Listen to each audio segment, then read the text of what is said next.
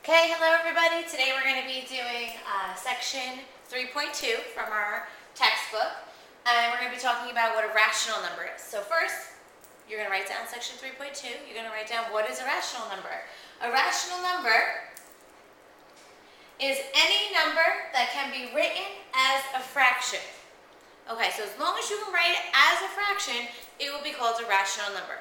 There are some numbers that cannot be written as fractions, then they would not be rational. Examples. We have two examples. This is just to give you an idea. Here, this is -4 3/4. That's not a fraction. That's called a mixed number. So we need to write it as a fraction. Okay, so we're going to write it as an improper fraction. If you don't remember, when you change a mixed number into an improper fraction, you're going to multiply 4 times 4 is 16. Add 16 plus 3, you get 19 over 4. And then you just bring the negative in because it's just a negative number, so it's a negative mixed number becomes a negative improper fraction. This is a fraction, it's rational. 10 is just a whole number. How do you write a whole number as a fraction? Any whole number can go over 1, and then it's written as a fraction. Okay. Something that can't be written as a fraction, for example, pi. We can't write that as a fraction, so it's not rational. Okay, part 1, changing non-repeating, make sure you either highlight that or underline that, decimals into fractions. The yellow box will tell you the steps, and then I'm going to do an example with you as we do the steps. So first step says, read the number. Here's my number. You read this number as 26 hundredths. Okay, the correct way, not 0.26. 26 hundredths. Put the whole number over the last place value. That 6 is in the hundredths place, so it goes 26 over 100. Reduce. Simplify this. I can divide those both by 2. If you divide them both by 2, you get 13 over 50. So, 0.26 is the same thing as 13 over 50 as a fraction. All right, so let's try some.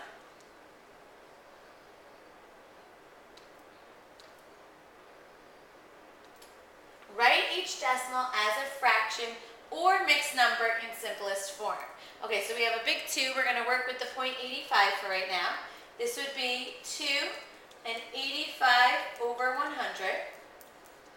And then I have to see what I can reduce. Well, I can see that they both end in a 5 and a 0, so I could divide them both by 5. You get a 2. 100 divided by 5 is 20.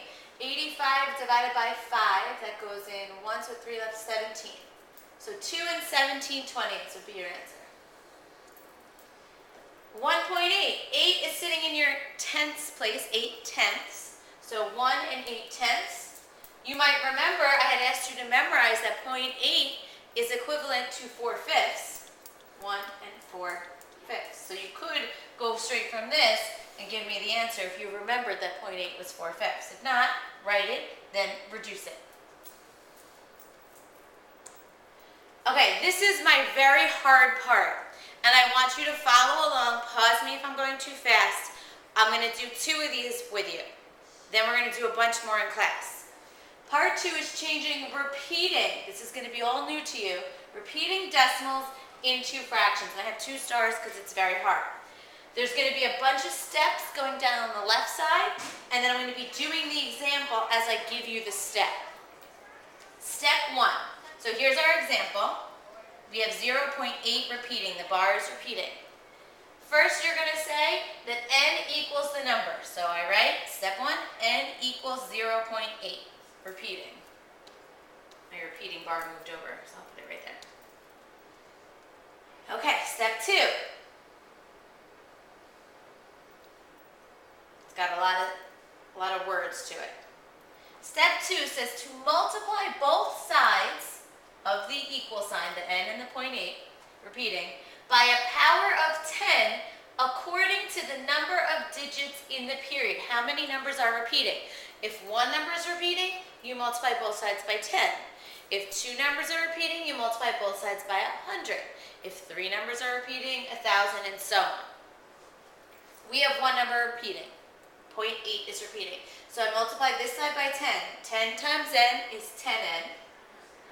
10 times 0.8 repeating would make the decimal move over 1. It will become 8.8 repeating. Okay, step 3. Subtract an n, because we said that n in the first step is equal to 0.8 repeating. If we subtract n to eliminate the repeating part, that will take out the repeating part. So if I take away an n, and we said in step 1, all the way at the top in red, I wrote that n is 0.8 repeating. So it's the same thing as subtracting 0.8 repeating. What happens is you get rid of this 0.8 repeating. That goes away. You're left with 8 here. 10 n's minus 1 n is 9 n's. Okay? So this gets rid of the repeating part. Now we just have to solve this equation. 9n equals 8. To solve for n by dividing. Divide both sides by 9. Okay, that will cancel out. You'll be left with n on that side. N equals 8 divided by 9. Okay, and that's how you get the fraction from the repeating. Okay, let's try another one. I know that this is very difficult. You may not understand it at first. It's going to take a little while to sink in. Let me do another one with you. 0.45 repeating. Step 1. You write n equals 0.45 repeating. Step 2. See how many numbers are repeating? I have 2 numbers repeating, so I'm going to multiply by 100 this time to both sides. So I'm going to grab a different color. 100 times n is 100n. If I multiply by 100, it's going to move it over. It isolates out one of the periods, one of the things that's repeating, and then we're going to have 4, 5, 4, 5, and so on.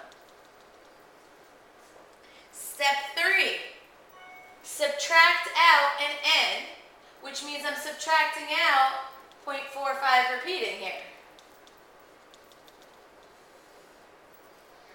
100n minus 1n means you have 99n.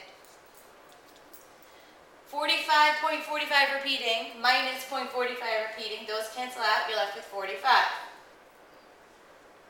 Okay, solve, divide both sides by 99. Oh, I need a scroll bar.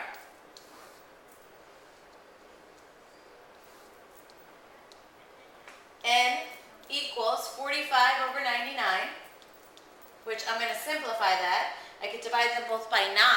I get 5 over 11. So what we just did was we figured out that 0.45 repeating is equivalent to 5/11ths as a fraction. Okay, we'll practice more in class. It's okay if you're having a little trouble understanding it right now. Last part, part 3, classifying numbers. Okay, you're going to draw this. Don't draw what you see right this second. Wait till I get to the final product. Back in preschool, you learn about the natural numbers. The natural numbers are numbers like 1, 2, 3. There's no pieces. There's no negative numbers. Let's bring that inside here. Now the natural numbers and the whole numbers are almost the exact same. The only difference is the whole numbers. The only number that the whole numbers have that the natural don't have is the whole numbers you learned about 0. Mommy, I don't have any. You have 0. Okay? Natural, you only knew about having 1, having 2, having 3, and so on. So these numbers, I'll write inside them in just a minute. After the whole numbers 0, 1, 2, 3, you learned about the negative numbers. -1, -2. Notice, we still don't have any pieces yet. Let me grab that word. We don't have any pieces of a number. We have no decimals, no fractions whatsoever. So far, all of those just have the positive and negatives of whole numbers. And our last one, which we're learning about right now, are our rational numbers. So the natural numbers have 1, 2, 3, and so on. The whole numbers also have 1, 2, and 3. That's why the natural is sitting inside the whole, but the whole also has the 0. So I'm going to put the 0 out here. I can't put it inside the natural circle because the natural circle doesn't have a 0.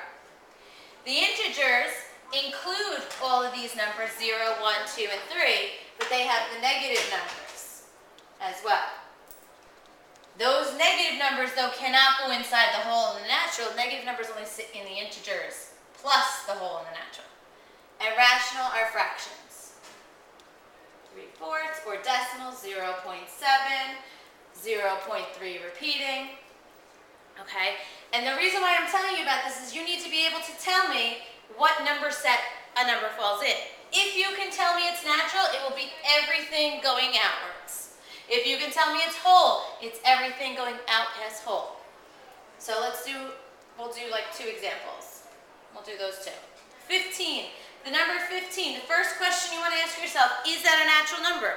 Yeah, that was one of the counting numbers. So then you're going to tell me it's a natural number, it's a whole number, it's an integer, I for integer, and I think we use Q up there for rational. Q for rational. 1/8. 1/8 is not a natural number. You didn't learn about counting. It's not a whole number. Whole number is 0 and 1, 2, 3. It's not an integer, negative, and the positives. It's only a rational. When it's a fraction, it can only be rational. Okay, unless it can simplify to a whole number. We will do a bunch more in class. That's it. Have a good day.